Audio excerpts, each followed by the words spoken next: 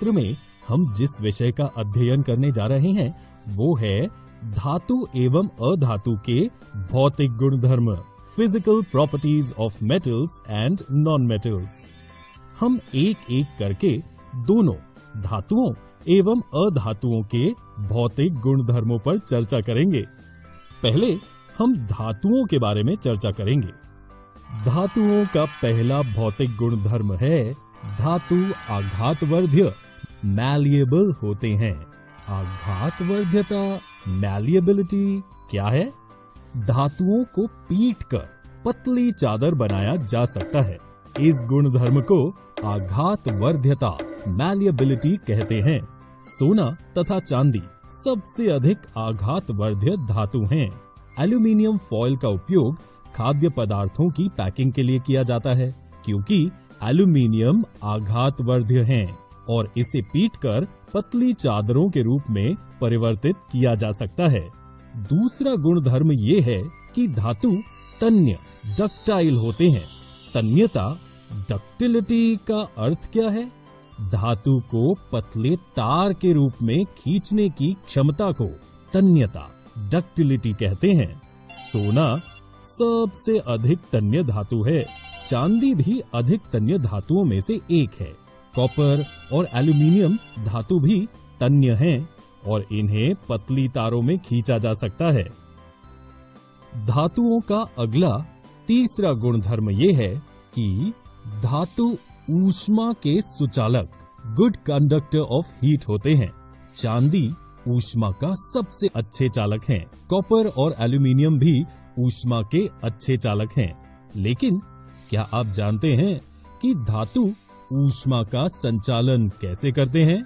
आइए इसे एक क्रियाकल्प द्वारा समझें।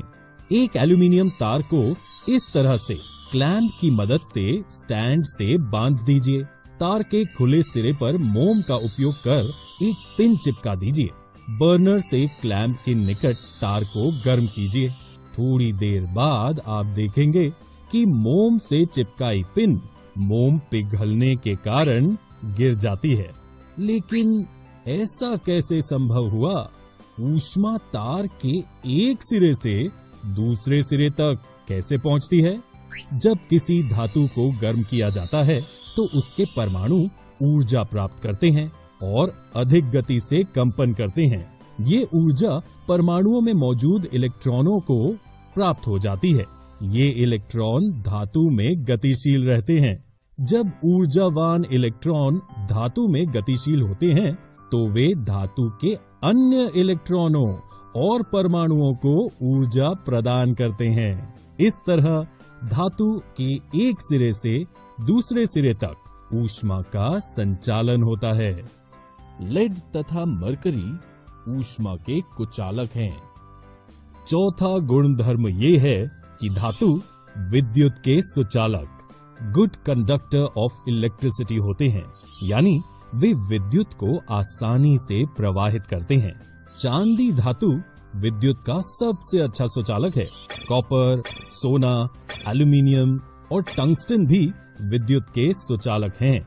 बिजली के तार ज्यादातर कॉपर और एल्यूमीनियम से बने होते हैं क्योंकि वे विद्युत के बहुत अच्छे सुचालक होते हैं और चांदी की तुलना में सस्ते होते हैं।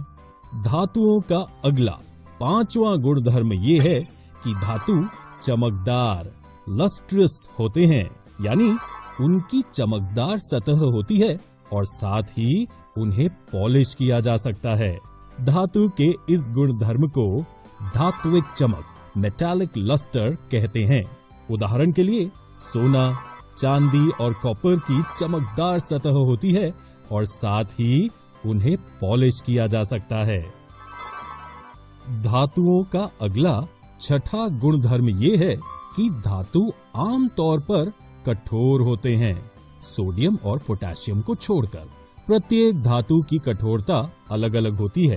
अधिकांश धातु जैसे आयरन, कॉपर, एल्यूमीनियम बहुत कठोर होते हैं। हालांकि सोडियम और पोटेशियम जैसी कुछ धातु होते हैं जो बहुत नरम होते हैं और उन्हें चाकू से काटा भी जा सकता है। धातुओं का अगला सातवां गुणधर्म ये है कि धातु कमरे के तापमान पर ठोस, सॉलिड होते हैं। पारे को छोड़कर जो कमरे के तापमान पर द्रव्य लिक्विड होती है। धातुओं का अगला 8वां गुणधर्म ये है कि धातुओं के गलनांक, मेल्टिंग पॉइंट एवं क्वथनांक, बॉइलिंग पॉइंट बहुत अधिक होते हैं।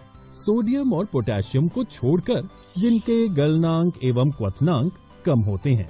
उदाहरण के लिए आयरन का गलनांक 1535 डिग्री होता है, जिसका मतलब है कि ठोस लोहा पिघल जाता है और 1535 डिग्री के उच्च तापमान पर द्रव्य लोहे में बदल जाता है।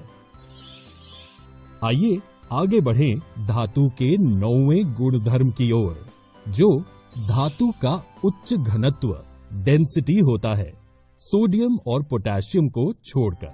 इसका मतलब है कि ये धातु भारी पदार्थ हैं।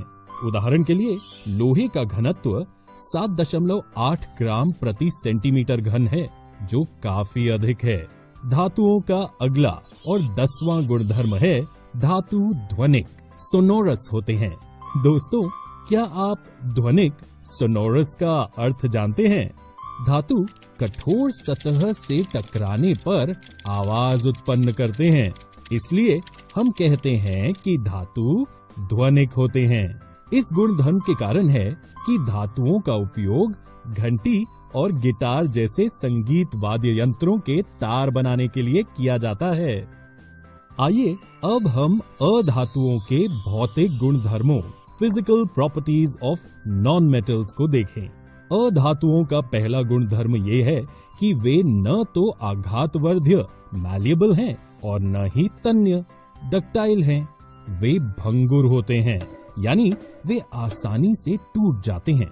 इसलिए ठोस अधातुओं को न तो पीटकर पतली चादर बना सकते हैं और न ही उन्हें तारों में खींचा जा सकता है।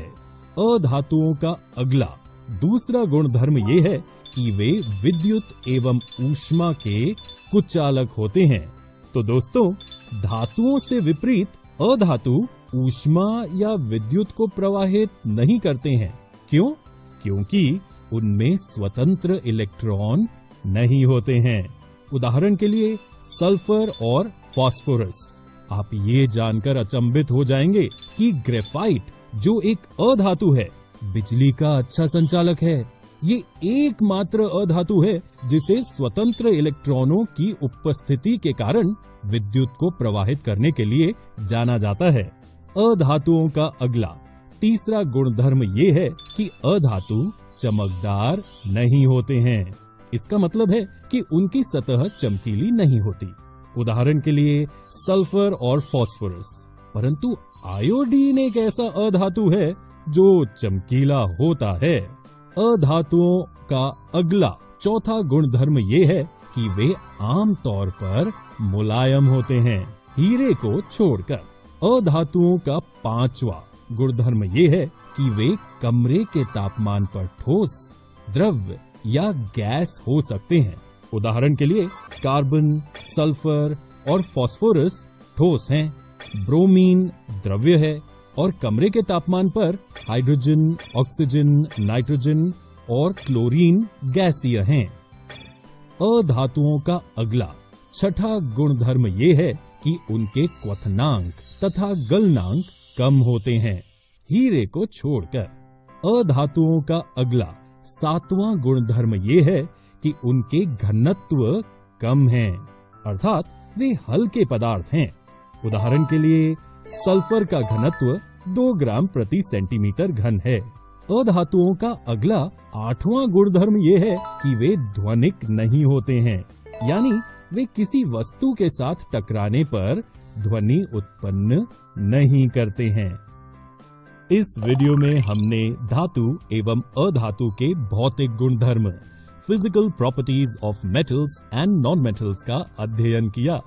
अगले वीडियो में हम धातुओं के रासायनिक गुणधर्म, केमिकल प्रॉपर्टीज ऑफ मेटल्स का